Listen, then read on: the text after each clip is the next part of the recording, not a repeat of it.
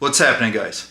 Today I thought I would share with you a few thoughts about someone who was a friend and a mentor, a highly impactful person in my life on many levels. And that's Super Dave Harrington. He's currently battling some things and it doesn't look good. But I also know how he would want me to handle it. One of the things I wanted to share with you guys is back in 2016, I went through some serious challenges in life. The agency I worked for was trying to fire me. They ended up losing that case and were unable to do what they wanted to do to me, but they were trying to fire me. They were trying to charge me with felonies. It was insanity. Simultaneously, my father was dying from pancreatic cancer. And I was in Portland when I got the news of what was going to happen with felony charges and being terminated and all that stuff. I was out there teaching a seminar. I found out on a Friday night. The next morning, I got a call, and it was Super Dave. First thing in the morning, my friend William April had let him know what was going on, and he reached out and got on the phone with me and, how's it going? What's going on? I was like, man, not much. I'm trying to keep it light. I'm trying not to talk about the situation or whatever. And he immediately was like, bullshit, tell me what's happening.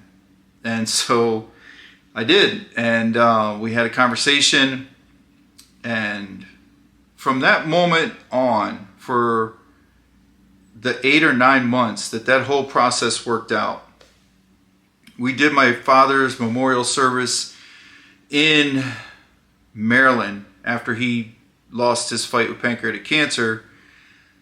So probably 10 or 11 months of the work stuff, and then my father's battle, which lasted about 6 weeks. Through that, all of that stuff all happening at once, Super Dave called or texted me every single day and would reach out to me, check in, just quick, just like give me a sit rep, and every single day. That was incredibly valuable to have that steadiness, that consistency every day, despite all the turmoil and my marriage at the time. Everything was falling apart, but every day I knew he was going to reach out, or he would expect me to reach out.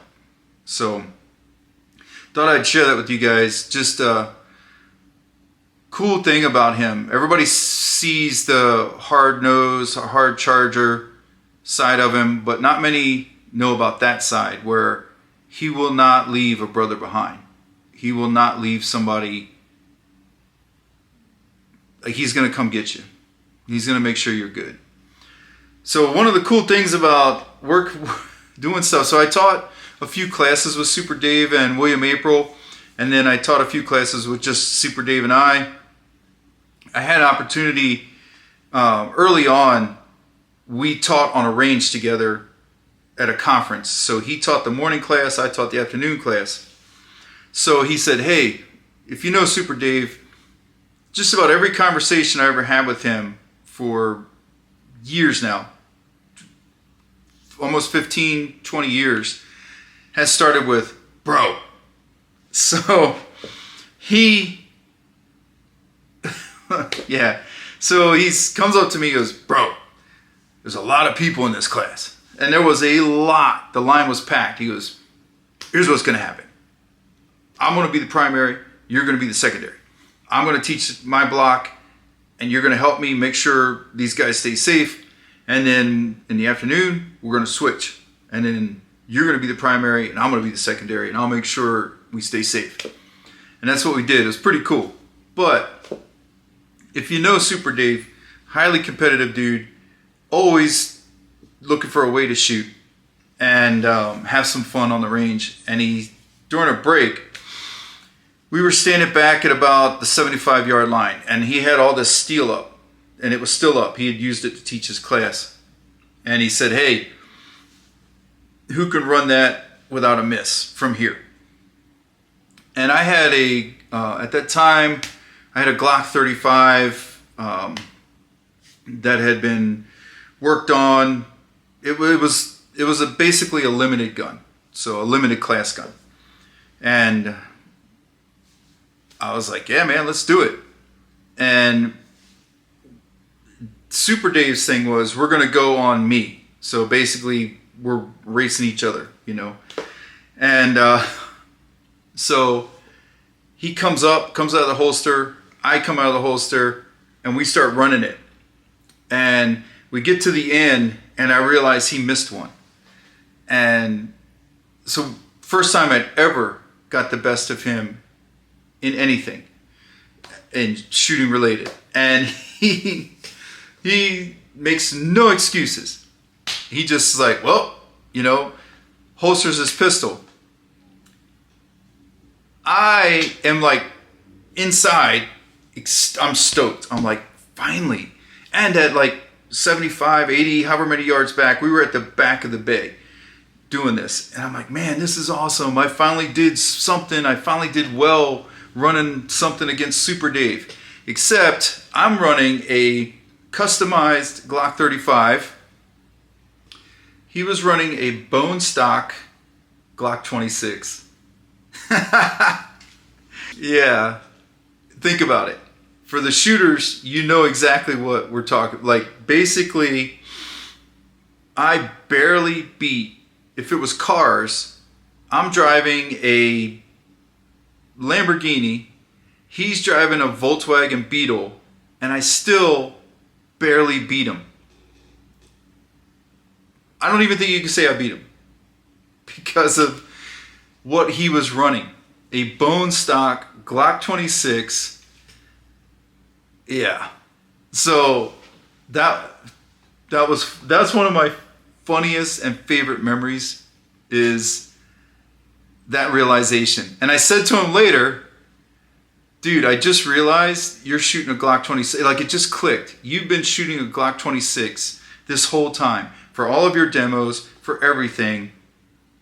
You've been shooting a Glock 26, and it didn't have the little pinky extension that I put on here so that you can actually get a grip. It was that. So his pinky was hanging off of the gun. Like, it was not optimized. And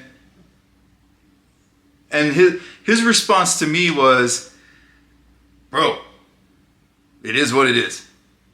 And no excuses. And that has stuck with me since when that happened. I think in like 2012 or 2013, whenever that happened, years and years ago. But yeah, those are my memories. Those are some things. And also, that caused me to go get a Glock 26. That caused me to, because I had a conversation with him. We were at dinner waiting for our ride to the airport. We had dinner, and I said, I can't believe you would teach a class with a Glock 26. That's just crazy, man. And he goes, what difference does it make? I carry a Glock 26. And I kind of did a little what? I go, you carry a Glock 26? He goes, yeah, I carry a Glock 26, cross draw for left-handed. Now, he's ambidextrous. You got to remember that. He's ambidextrous. He could write with either hand and shoot with either hand. He said, I carry it in a cross draw so that when I'm riding my bike, he rode a sport bike, when I'm riding my bike, if somebody tries to run me off the road or whatever, I can come out with my left hand and do what I got to do and not let go of the throttle. And I said, okay, right on. He goes, you don't have a Glock 26? I'm like, no, I need to correct that, I guess. I don't have any subcompacts. I have a Glock 19, but everything else I have is full size, or what we would call a duty gun. Because again, I was on the job back then. So I'm not like, yeah, I carry full size guns, bro. And he's like, man, you're missing out. You're doing a disservice to your students and to yourself. Get a Glock 26. And I'm not kidding you. A week later, he calls me and goes, get on this website right now. There's a Glock 26. I don't know. He found it. He's like, just get them your information. They'll send it to you. And this arrived. So, my friend Super Dave, man, mentor, incredible dude. Yeah, I wish everybody had an opportunity to train with him. His classes were challenging. The Super Dave decimal system is based on the distance you are from the target. So Super Dave gave me permission to use anything I wanted from his material during my classes. I've used the Iron Cross. I've used a couple other drills around the world. I've used quite a few of his drills in my classes that I've taught, but the one thing that I really took from him and really have tried to maintain that ideal was the Super Dave decimal system. The Super Dave decimal system is based on how far you are from the target, determines the time you have to make a significant hit. So if you are 5 yards from the target, you have 0.5 to make the hit. So half a second. If you are 10 yards from the target, you have 1.0. So you just move the decimal based on the yardage. If you're 25 yards, then you have 2.5. If you're 50 yards, you have 5.0 to make that hit. Now the incredible thing is, when Super Dave took me through this system at Ruskin Range down in, man, what is that range called? Anyway, it's in Ruskin, Florida.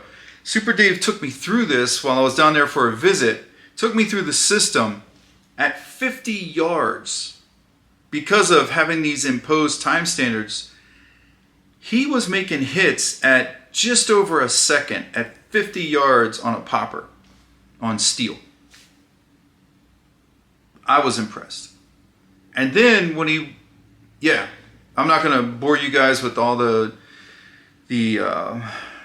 shooting accomplishments. You can see them for yourself. You can get online. You can watch. There's YouTube video of him shooting on a treadmill, running plates, and not missing.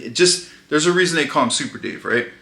But those pieces like that have been infused into how I teach and what I teach, those things come from him, and there won't be a time that those things won't be there.